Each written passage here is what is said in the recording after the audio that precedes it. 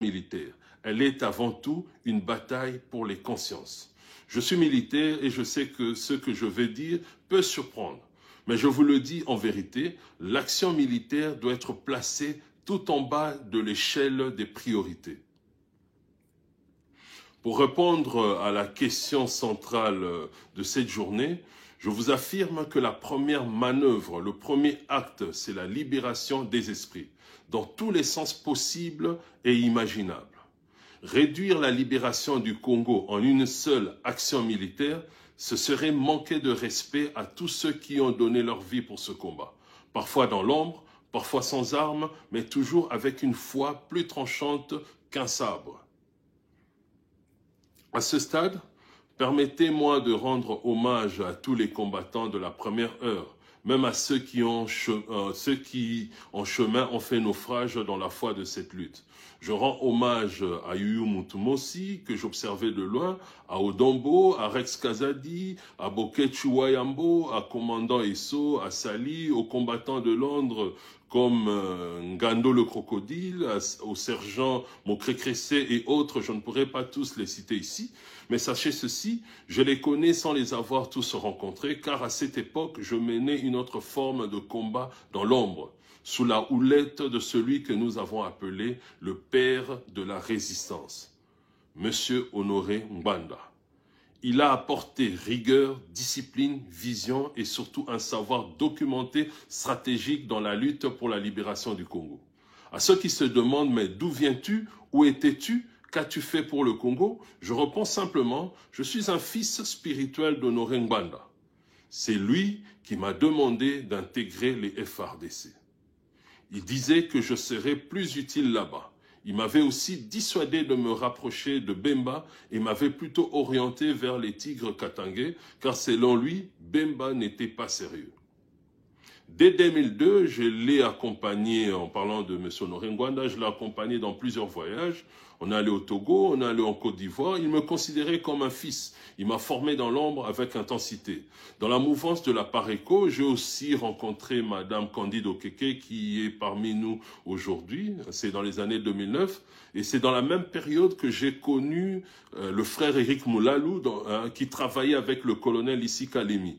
Éric, que je salue avec affection, m'a parlé à l'époque d'une idée très forte, inspirée du bobsleigh, ce sport où plusieurs coéquipiers glissent ensemble dans une luge profilée à grande vitesse. Sans synchronisation parfaite, l'équipe sort de la piste. Et je crois profondément que c'est ce genre de coordination stratégique, lucide et solidaire dont notre résistance a besoin aujourd'hui. J'avais étudié avec les neveux de Papa Mbanda à Kinshasa et son fils, le pasteur Teddy Mbanda, est un ami personnel. Lorsque Papa Honoré est décédé, j'ai eu Teddy au téléphone, il était à la morgue au Maroc. Il m'a dit une phrase que je n'oublierai jamais. « Joris, ton père est couché là, mais la seule façon d'être digne de lui, c'est de poursuivre son combat. » Le pasteur était très calme, alors que moi j'avais pleuré toute la nuit, mais son calme et cette phrase m'ont donné une force que je porte encore aujourd'hui. Comprenez ceci. La vraie libération commence par celle des esprits. Et cela, Papa Honoré l'avait compris. Il l'a prêché, il l'a incarné. Tous les combattants, chacun à son niveau, ont participé à ce grand éveil.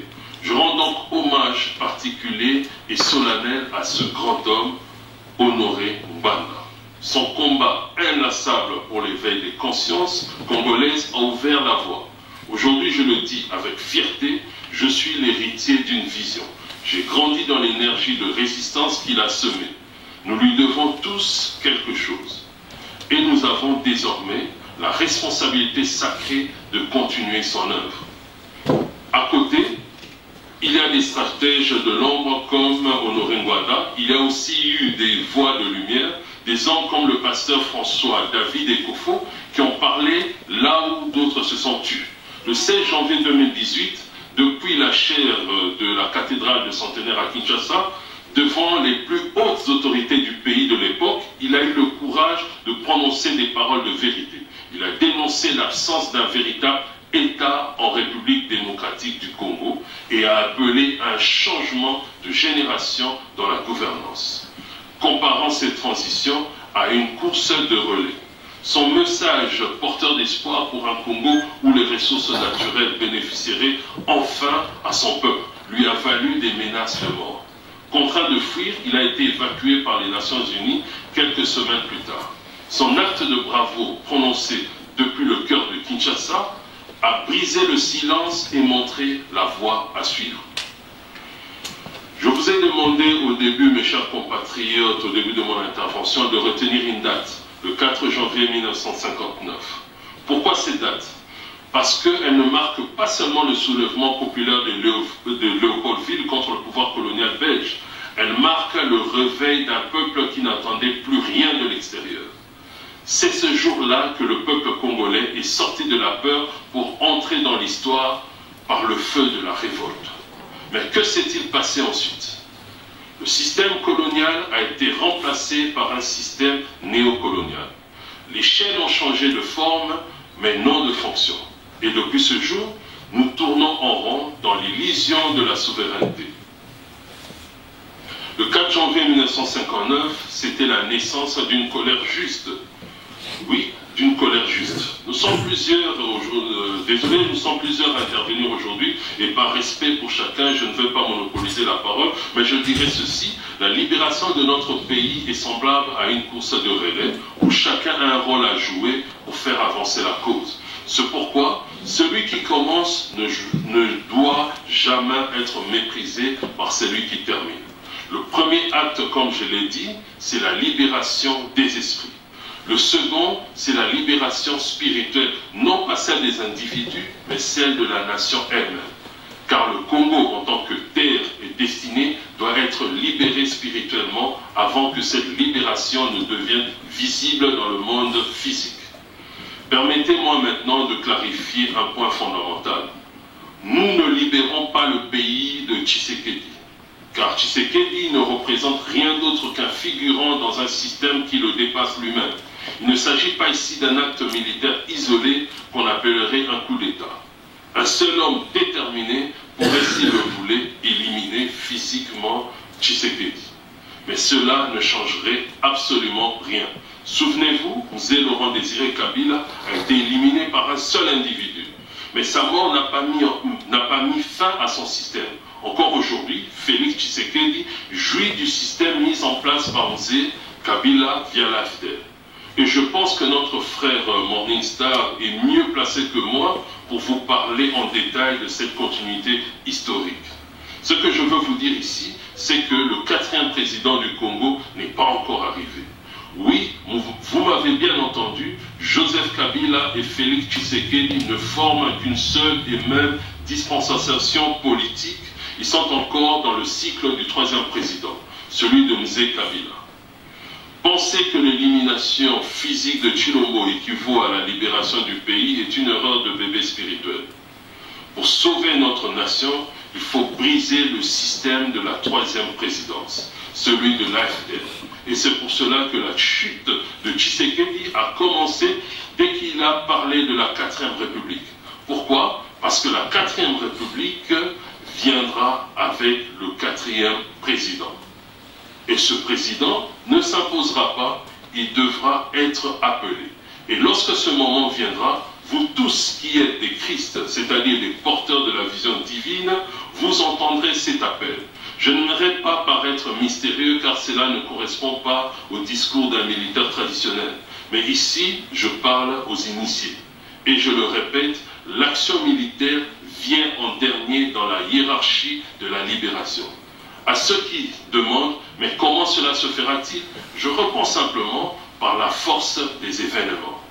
Souvenez-vous encore du 4 janvier 1959. Une date en apparence banale, mais cette date a appelé le 30 juin 1960. Elle a provoqué l'irréversible. Félix partira de la même manière par la force des événements. Et c'est cela que vous devez retenir. À la question quand, la réponse est simple, lorsque la providence divine nous appellera. Et cet appel, Tshisekedi l'entendra aussi.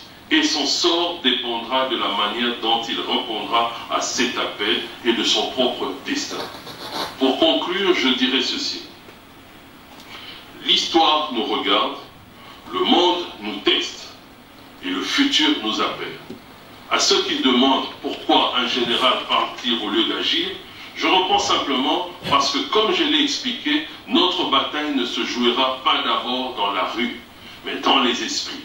L'outil militaire ne viendra qu'en dernier recours si besoin. C'est la force des événements et non les armes qui conduira à la chute de l'État, mais surtout à l'effondrement du système de Mzee Kabila et de la malédiction du troisième président. Remarquez bien que je ne parle pas de Joseph Kabila, car il n'est plus dans l'histoire. Quand cela se produira-t-il, je vous le dis, encore une fois, lorsque la Providence nous appellera. Et cet appel sera entendu par tous les appelés.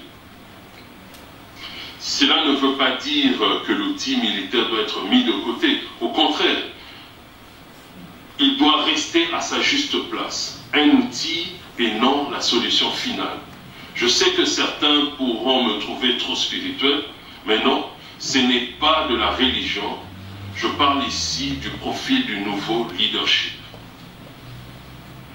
Le nouveau leadership sera prêtre et en même temps roi, c'est-à-dire porteur de l'onction divine, mais aussi du pouvoir politique légitime. Cela me fait penser à M. Fayulu, car oui, c'est aussi à cause de lui que nous vivons cette tragédie. Pourquoi d'autres vont se poser la question? Parce que la providence divine, justement, lui avait tendu la main pour écrire une autre histoire du Congo, mais par peur, il a manqué le rendez-vous. S'il avait refusé les résultats truqués de 2018, s'il avait eu le courage d'appeler le peuple à descendre dans la rue, il aurait été surpris lui-même de constater que l'armée du 4 janvier 1959 l'aurait accompagné jusqu'à son trône. Ce fut un moment inédit dans notre histoire nationale. Pour la première fois, nous avons vu distinctement la différence entre le pouvoir et l'autorité. Kabila détenait le pouvoir, la force brute, mais l'autorité était entre les mains des prêtres catholiques et des pasteurs de l'ICC que le peuple était prêt à suivre partout.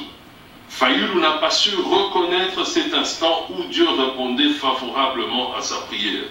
Dans cette confusion, j'ai moi-même rencontré Jean-Pierre Bemba à Waterloo en Belgique, au lendemain de l'annonce de la victoire de Félix Tshisekedi. Je lui ai demandé d'instruire ces hommes stationnés à Brazzaville, qui par respect n'attendaient que son aval pour me suivre. J'avais décidé de prendre mes responsabilités, de descendre à Kinshasa et de renverser le régime vacillant de Kabila.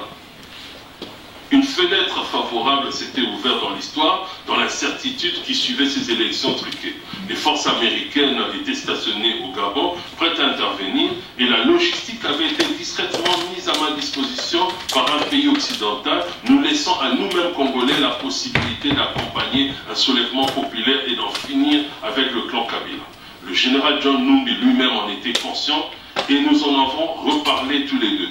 C'est d'ailleurs pour cela que c'est lui qui a proposé à Kabila de placer Félix Tshisekedi au pouvoir afin de contrer le plan des Occidentaux et de sauver leur système qui perdure malheureusement encore aujourd'hui. Ce moment-là, le vrai moment était là. Mais Jean-Pierre Bemba a préféré faire de moi un ennemi, croyant à tort que je convoitais sa place. Il a poursuivi cette attitude jusque dans les coulisses du pouvoir actuel, allant jusqu'à dissuader Tshisekedi de répondre à mon appel et de mon retour au pays, alors que je proposais à l'époque d'organiser la reconquête stratégique de Bunagana et de neutraliser encore au début l'aventure du M23 avant qu'il ne prenne cette envergure. Non pas pour briller, mais pour servir ma nation. Par orgueil et par peur de perdre son statut de seul leader équatorien, il a choisi l'obstruction plutôt que l'union, jusqu'à parier sa main contre moi. Mais je laisse l'avenir décider du sort de sa main. Chers compatriotes, mes chers compatriotes et résistantes, ce que nous choisissons aujourd'hui ne réécrira pas seulement notre propre histoire, mais celle de toute l'Afrique. C'est une opportunité rare, une fenêtre dans le temps où un peuple peut enfin se réinventer.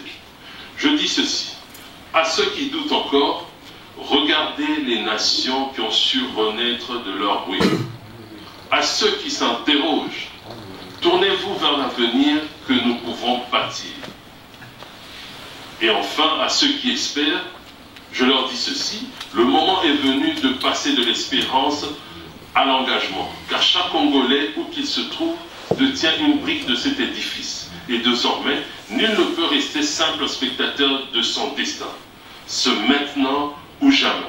Le temps des survivants est révolu, et voici venu les temps des bâtisseurs. Je vous remercie. Bolimbisi na pesa na muta mkwembe qui est présent mote mingi peta.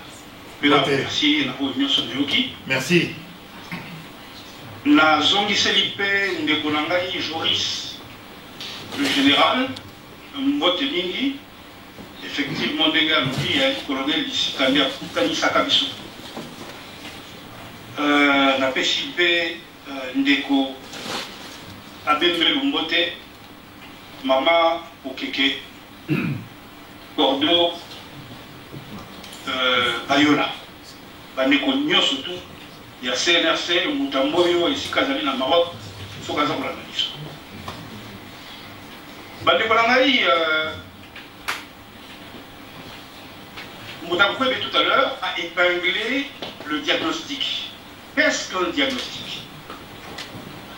Le diagnostic n'est autre qu'une analyse, une discussion qui mène à l'identification de l'origine d'un dysfonctionnement, d'une maladie. Voilà un diagnostic. Tant au Munganga, Azali pour accompagner un patient atteint d'une maladie de longue durée. Et Zalaka Malamu pour renouveler régulièrement le diagnostic. N'est pas ça la prise de santé régulièrement. Pour l'envoyer par vous. Comment ça évolue? Est-ce que ça évolue bien? Nakaya Congo. Est-ce que ça la mise à jour régulière, il y a diagnostic, il y a Congo. On a une angle moko, moi géopolitique. La Maïmatali, prise congolaise. À quel moment peut-on aborder l'enjeu géopolitique? Tant que Koloba, Makabuya crise, il y a Mboka Nyoso Moki. Le critère est lié à l'attaque. Oui, ça m'a dit. Le critère est Bossalini. Et c'est la géographie d'un territoire lambda est à la cibler par une convergence d'intérêts internationaux. Critère à Nyoso. Critère, il y a Nibali. Et c'est territoire en haut. Elles sont au menu de la politique internationale. Critère, il y a Misato. Et Sengeli était au niveau Sikawa, non pas la politique internationale, mais la relation internationale. La interaction entre les acteurs et la Mokawana est engagée par rapport de force entre Bango. Et enfin, il y a Mine, et c'est une actualité internationale. Et l'Obéla, Mokamo. Même mes abochés, Atae Olubama cessé, mais c'est une Olubama. Wanasika Tokoti géopolitique. Alors, est-ce que RDC, ils allaient cocher 4 cas sur les critères? Nous disons oui. Il est impossible.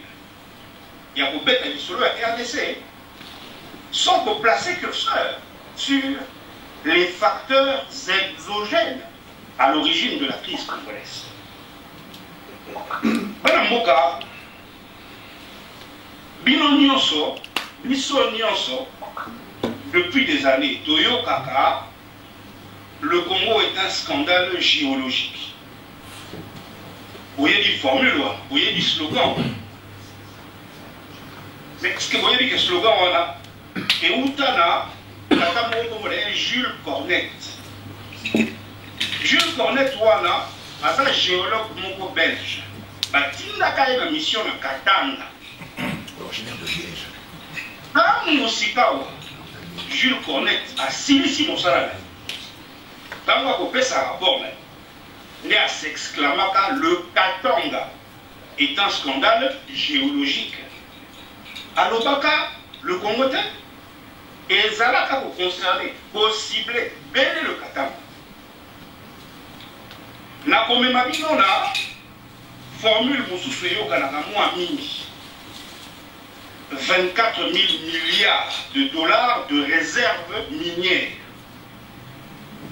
Chiffre wana mpe information wana et autant une étude moko publiée par la journaliste Valérie Nourri en 2010.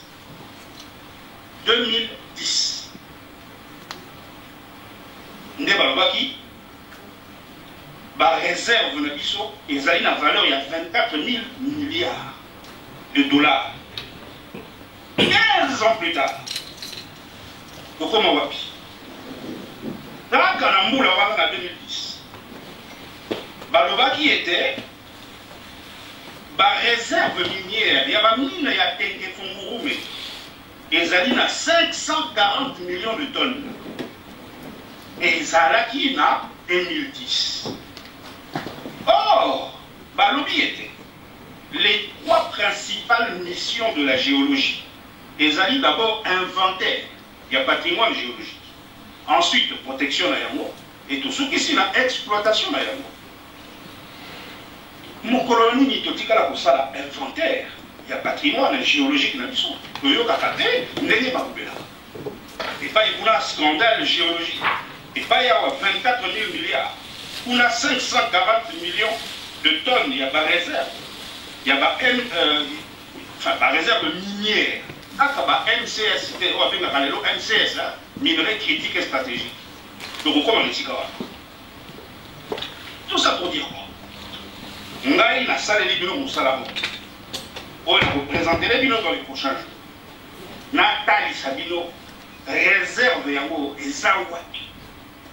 Pesa lolenge ni oyo mokili mokimba ekosotele RDC. Lelo toyaki awa mpona tosangisa bamayele na cadre ya brainstorming lokola think tank ya monene oyo CNRC asali mpo toluka ndenge nini kobima na bopai. Nga na kosukisa mpe autant etikali moke ya na kozongisa bino na Soudan mpo namemaka bino obele na Soudan natalisaka bino Soudan mpo oyo tokovivre lelo soko tali scénario yango ndenge eza kose dessiner eza remake ya Soudan 2011. En termes de solution na 2018 nasalaka live moko bokokutango ti lelo na profil Facebook na ngai.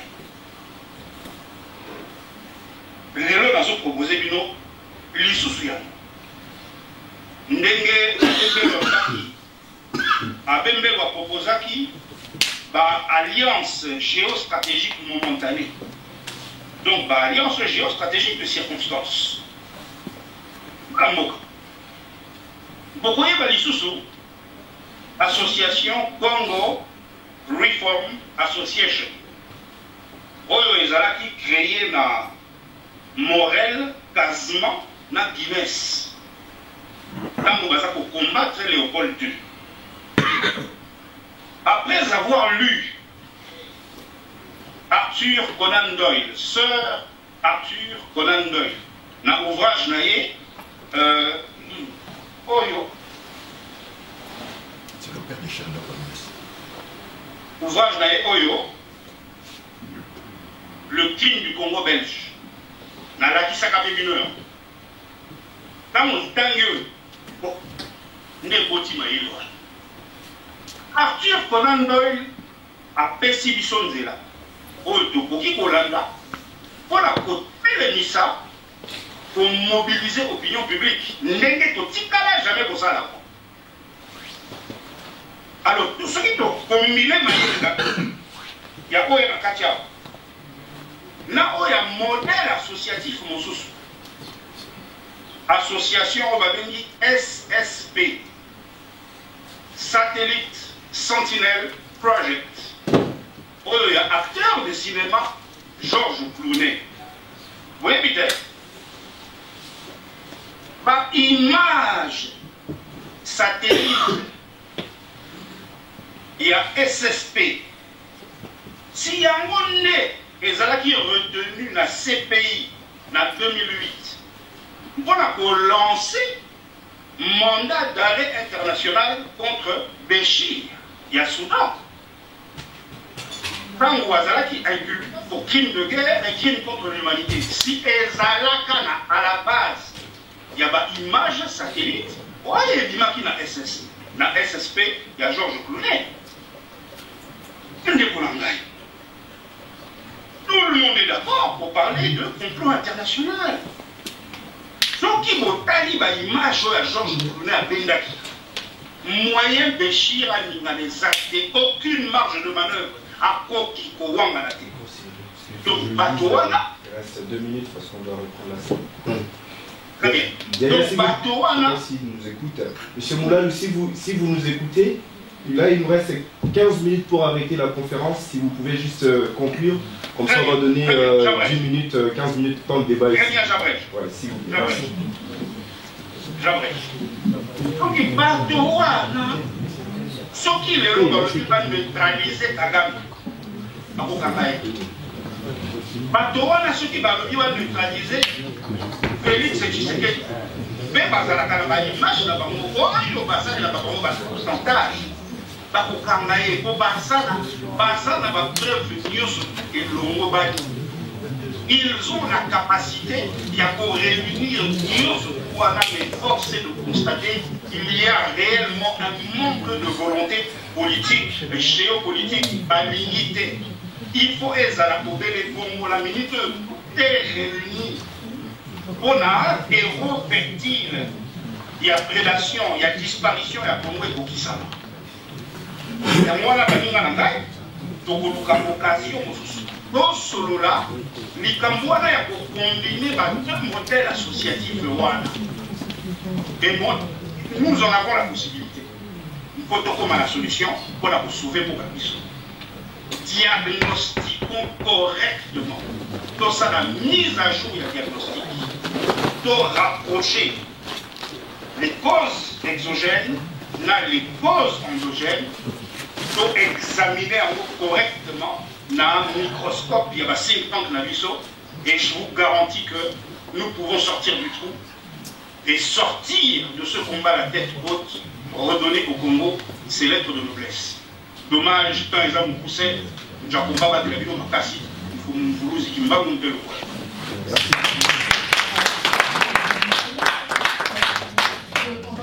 La parole voilà, donc nous avons reçu pour vous donc monsieur Ange Kounda, et voilà, représentant de UDC. Bonjour monsieur Kounda. Bonjour monsieur. Et voilà, donc c'est notre chaîne La Mat officielle TV. Enchanté. Voilà, votre réaction par rapport, voilà, d'abord la journée d'aujourd'hui. Oui. Vous avez assisté dans la conférence et tout ça là, quelles sont vos réactions? Mes réactions sont d'honneur et de respect. Ces genres d'idées, nous croyons, nous pensons, nous les souhaiterions multiples. Le Congo est en crise d'idées, il faut qu'il y ait choc de pensée, il faut que nous récoltions toutes les idées de partout pour que nous recousions notre nation. Alors je suis très content, bien que je vienne de loin, c'était utile d'arriver ici, ce sont des choses qui nous manquent. Hein? Là où il y a les sans frais, les aigles serrensants, là où il y a les fils illuminés du Congo, n'est-ce pas? De telles idées, nous sommes là. La diaspora, c'est aussi des têtes pensantes, des gens qui veulent innover les choses, amener des changements, créer une synergie positive pour notre pays, pourquoi pas? Voilà pourquoi nous sommes là. D'accord. Et quel est votre apport, M. Ange Kounda, dans les combats par rapport à la situation de la République démocratique du Congo? L'apport de UDC, voilà, quel est votre apport? Oui, d'abord, UDC en elle-même, c'est déjà un apport. Depuis que nous sommes en diaspora, plus de 20 ans, moi et à ceux qui étaient avant moi, on n'a jamais eu une structuration de nos populations. Il y a même des pays où vous verrez, ils ont 4-5 communautés de Congolais officielles. Ils ne sont pas connectés. On n'a pas de pays. On n'a juste qu'une nation, qu'un pays. Donc, on doit coller toutes nos communautés, fédérer cela. C'est pourquoi, dans IDC, il y a des inclusions individuelles. Tout Congolais qui est à l'étranger, il est d'office potentiel diaspora, mais aussi, on peut aussi avoir des associations qui doivent être incluses.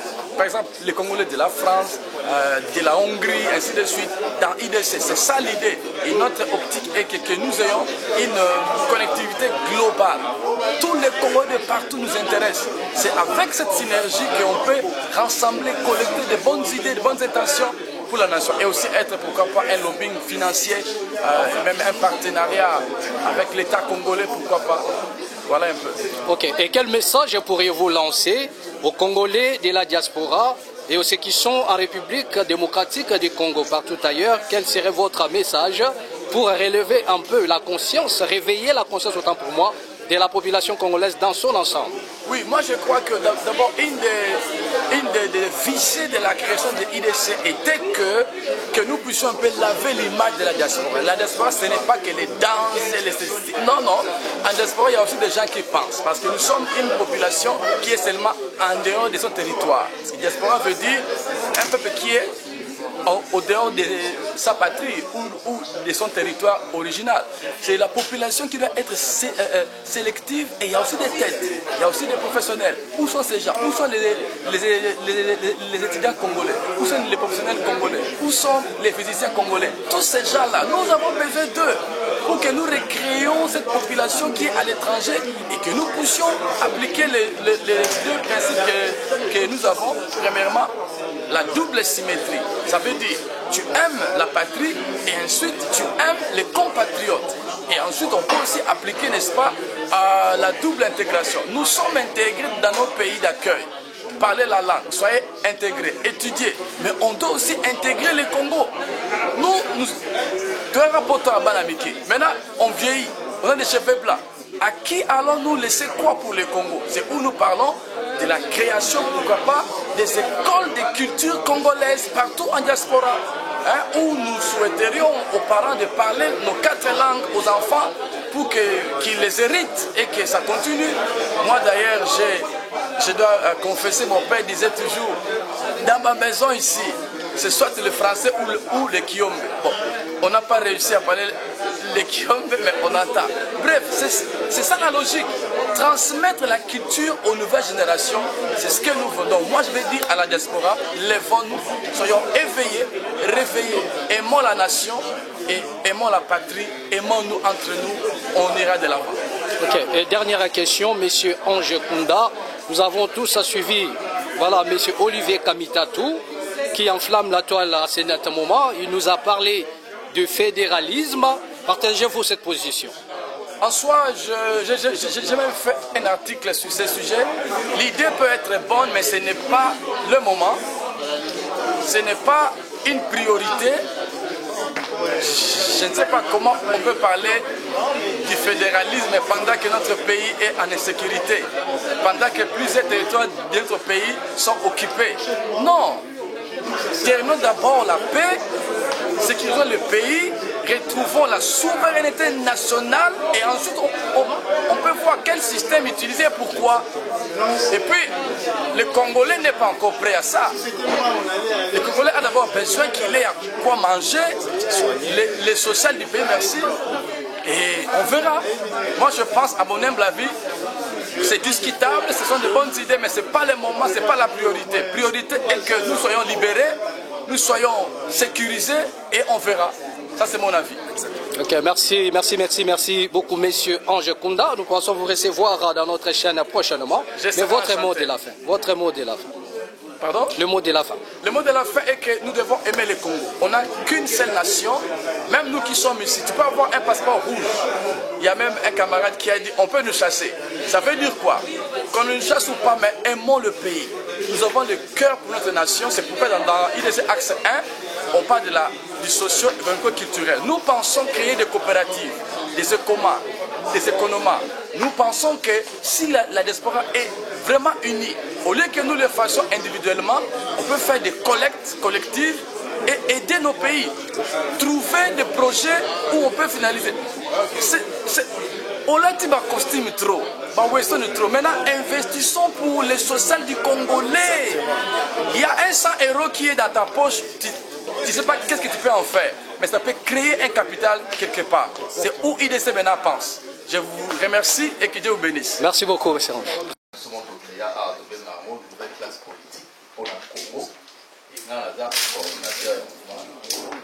On a intervenu par rapport à Cuba à Lélo. Merci pour l'invitation. Et puis, dans la vie, surtout pour le papa Kwebe, à l'objet très bien. Mais dans le cas, il y a Makamambo, dans la vie, tout beau sanaté qui est dans la 4. Dans le droit international, on va reconnaître les 4 crimes. Il y a miné dans mon kili. Oh, les tribunaux, ils ont traité à monter. Il y a ça, ma compétence, pardon, la cour autour de l'ICPI. Et là, crime, on avait un crime de génocide, crime de guerre, crime contre l'humanité, la crime d'agression. Le crime le plus grave, le crime nyonswana et ça m'a compris. Et les crimes les âmes à casse, le plus odieux dans le crime nyonswana, c'est le crime d'agression. Parce que les va démontrer l'histoire à papa quoi il y a un crime d'agression, c'est-à-dire bazali na ba village na bango, ba kimisi bango, ba tiki ba activité na bango, ba vie na bango, mabele na bango et ainsi de suite. Et crime wana sikoyo na mokili mobimba, ba zolobela moté. Je pense que solution faut taka par la biso moko. To sala ndenge Chine salaka, ndenge Japon abandé ko agresser bango. Parce qu'il y a une complicité internationale oyo et là système où il y a néocolonialisme, il faut s'appuyer. La classe politique, il y a pas corrompu. Parce que dans le plan, il faut que la classe politique va effacer l'élite Nyonso. En 1990, à l'époque, il y a Zahir, il fallait que la mission soit abortive ou corrompue. Et pour permettre le système de fonctionner. Or, le système, on a les lots, on va capitaliser la situation. Il y a mort à la mission côté Moussou Félix, côté Moussou Kabila, parce que dans le service, malheureusement,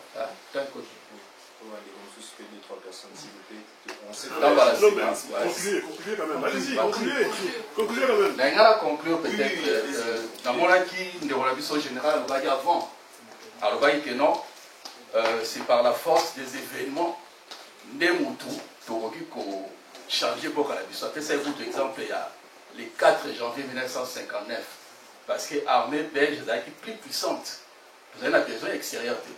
Donc, solution, vous n'avez pas la biso. Donc, on a besoin de la biso dans le niveau de la diaspora, tout ça. Donc, il faut créer un gouvernement, il y a libération, il y a Mboka. Il y a France à Salaka. Et tout ça appuyé dans une majorité silencieuse dans Mboka. On va d'abord opprimer, ceux qui ont mené l'action, biso dans Libanda, nous travailler en synergie pour libérer pour sauver pour voilà la solution pour ça. Je pense que la solution militaire n'est généralement à l'Obaki et Koya en dernier recours. Mais les locaux sont armés. Tu vas vraiment armés. Donc, tout ça, puis sur le niveau de diaspora, on peut s'organiser. Tout ça, le gouvernement au Congo libre dans les bandes, on permet de faire adhésion, il n'y a pas d'anabiso. Parce que pas d'anabiso, dans la force, on va s'arrêter.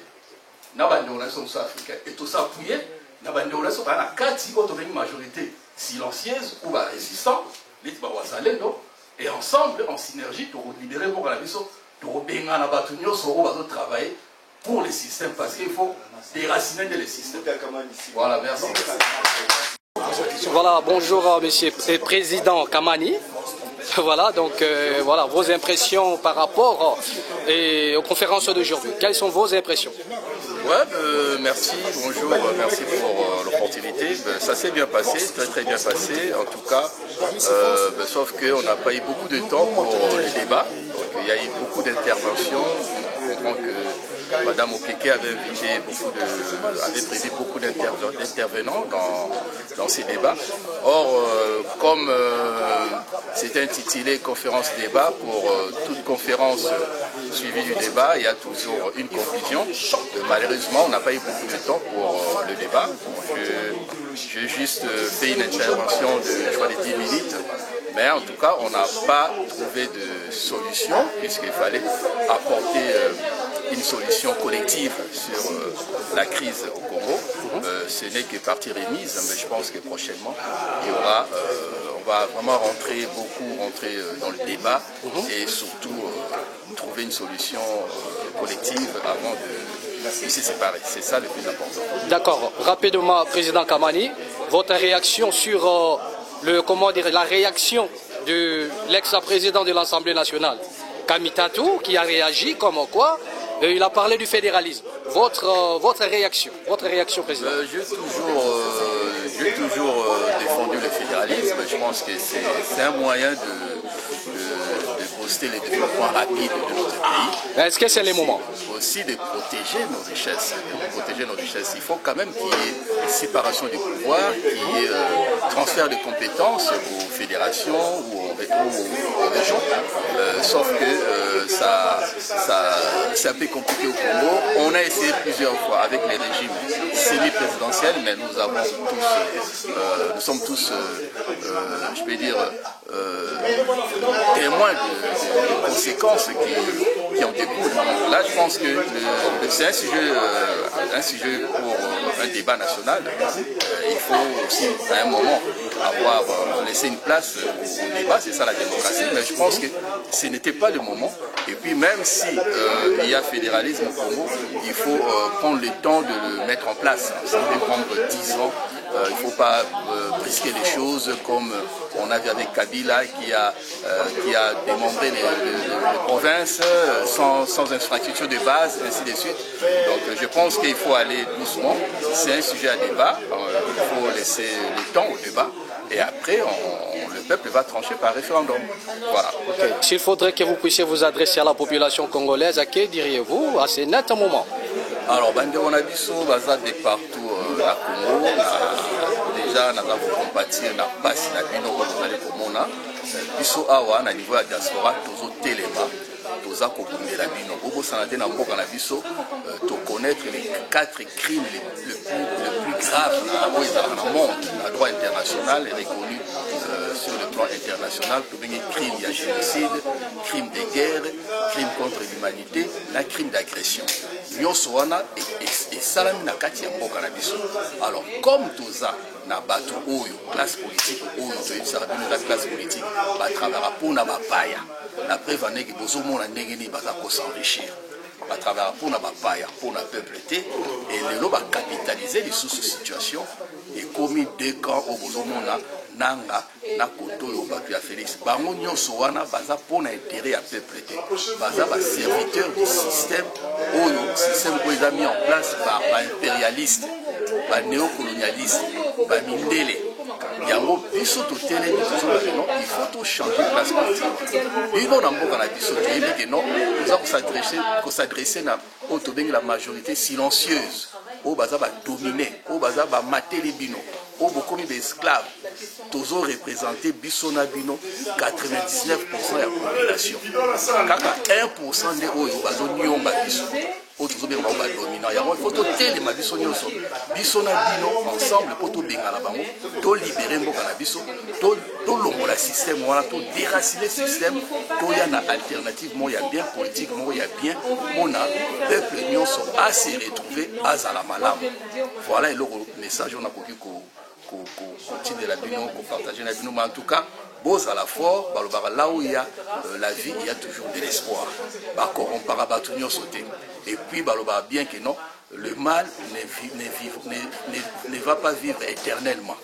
Donc, biso tozo bunda na ndenge ya solo pour na mboka na biso bolanda bato bazo ko kende akeboyete wana ba benga ba suiviste ba suiveur baza na vision te baza na projet te pour na mboka et puis baza ba patriote.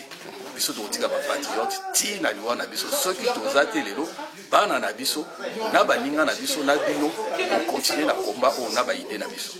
Voilà, merci. Voilà, cordon, chose dite, chose faite. Votre réaction par rapport à, voilà, aux conférences de journalistes? En tout cas, la première des choses, je tiens à remercier tous les compatriotes, tout le monde, tous ceux qui ont participé à cette conférence débat, qui est une initiative du Conseil national de la résistance congolaise, comme vous le savez, une structure qui regroupe à tous les compatriotes, les Congolais avertis, consciencieux, qui sont engagés dans la lutte pour la libération de notre pays. Comme nous l'avons dit, ça ne serait pas, disons, une dernière, hein, on va multiplier ces genres d'initiatives puisque le pays en a besoin, les Congolais en ont besoin. Aujourd'hui, on a senti cette volonté des Congolais de vouloir participer, de produire des idées et surtout la volonté de libérer les Congos. Voilà, c'est ce que je peux dire et encourager aussi ceux qui n'ont pas été présents avec nous et surtout demander aux Congolais de rejoindre la lutte. Comme vous étiez là, on a eu Papa Koné qui nous a parlé, Abembelou, Eric Moulalou et toute la salle qui ont participé. La volonté est que nous devons nous engager dans la lutte. Nous engager dans la lutte. Et ici, on a rendu hommage à Papa Honoré Ngwanda. Hein, comme nous, à la résistance, nous disons, c'est lui le GPS de la résistance, le père de la résistance congolaise moderne. Donc cette voie est déjà tracée. Si nous voulons véritablement l'effectivité de notre victoire, nous devons s'engager dans la lutte. Encore, l'actualité aujourd'hui démontre que les Congolais doivent s'engager dans la lutte. Donc la conférence était juste un support pour permettre aux Congolais de parler, de discuter, de trouver les solutions pour aller libérer notre pays. Voilà, c'est ce que je pourrais dire. Et une dernière question, Cordon. Que diriez-vous par rapport à certaines réactions de certains Congolais qui disent que non, le propos tenu par des résistants ressemble à une sorte des paroles un peu persuasives à de la sagesse, c'est-à-dire il n'y a pas des actions qui s'en suivent. Que diriez-vous? Oui, mais déjà, ceux qui disent ça, qu'est-ce qu'on dit? L'analyse précède l'action, c'est-à-dire les paroles, les diagnostics que nous faisons, c'est ça qui va être la base de l'action que nous voulons poser. Imaginez-vous, tout à l'heure, je pense même, je ne sais plus quel intervenant a parlé de ça, Papa Mbelou ou Eric Moulal ou Papa Kobe, je ne sais plus, mais on nous dit, quel est le récit que vous tenez pour la libération de votre pays? C'est le discours de la résistance. C'est le discours que nous tenons aujourd'hui qui va canaliser l'action que nous allons faire maintenant pour libérer les Congos. Ce n'est pas des paroles en l'air comme ça. C'est des paroles qui approfondissent qui enracinent notre volonté dans la lutte pour la libération du pays. Mais il y a d'autres actions, nous sommes la résistance. C'est ce que nous faisons, on ne peut pas les dire comme ça. Mais c'est que nous voulons que la majorité des Congolais et des Congolaises comprennent l'orientation et surtout l'urgence de notre idéologie et de notre discours. Celui qui embrasse le discours de la résistance, normalement, c'est un Congolais ou une Congolaise affranchi. Parce que le pays est sous occupation, le pays est enchaîné, les dirigeants sont, ils sont enchaînés, ce sont des traîtres, des corrompus qui ne travaillent pas pour les Congolais et les Congos. Donc nous, notre discours vise d'abord à libérer les Congolais mentalement, spirituellement et dans leur cœur et dans leur esprit pour enfin mener des actions qui correspondent à la situation de notre pays. Nous, on ne parle pas de la démocratie, on ne parle pas des élections, on parle de la libération du Congo, on parle de la souveraineté absolue, on parle de l'occupation, on parle de mettre fin au génocide, le viol des femmes. Tous ces discours-là sont véritablement absents de la classe politique congolaise médiocre. Et moi, je dis à tous les Congolais, Congolaises qui n'ont pas encore compris, comme le responsable du pilotage stratégique du CNRC, Maman Candido Keke, l'a dit ici, il faut que les Congolais embrassent la vision de la résistance pour la libération. Nous n'avons pas d'autre choix, la seule voie, c'est le soulèvement populaire. Donc il faut qu'il y ait une rupture, une révolution. Mais pour préparer le peuple à s'élever, on donne à ces peuples-là la matière, la connaissance. Voilà, c'est pourquoi nous continuons à croire à notre idéologie, à notre pensée, qui est aujourd'hui même les discours à l'intérieur du pays. Si ce n'était pas cette classe politique médiocre et corrompue, mais le Congo, depuis 2018, était déjà libéré. Parce que tout le monde parlait que de la résistance. Avant les élections, que ce soit certains politiciens, ils parlaient de la résistance. Mais pourquoi aujourd'hui ils ont changé? Parce que eux, ce sont des menteurs. Nous parlons de la véritable résistance contre l'occupation, contre l'extermination de notre peuple, contre la balkanisation de notre pays. Voilà pourquoi nous continuons à croire et nous restons déterminés jusqu'à la libération de notre pays. Votre mot de la fin, Cordon. Le mot de la fin, écoutez, c'est toujours appeler les Congolais à rejoindre, comme je l'ai dit, la voie que nous proposons, puisque nous croyons fermement que c'est la seule voie qui va amener les Congos à se libérer et à reprendre notre souveraineté absolue et notre dignité. Et c'est seulement comme ça que nous allons gagner cette lutte, hein, tout en étant engagés. Voilà. Merci beaucoup, Cordon. Je vais faire un ajout, un petit 30 secondes.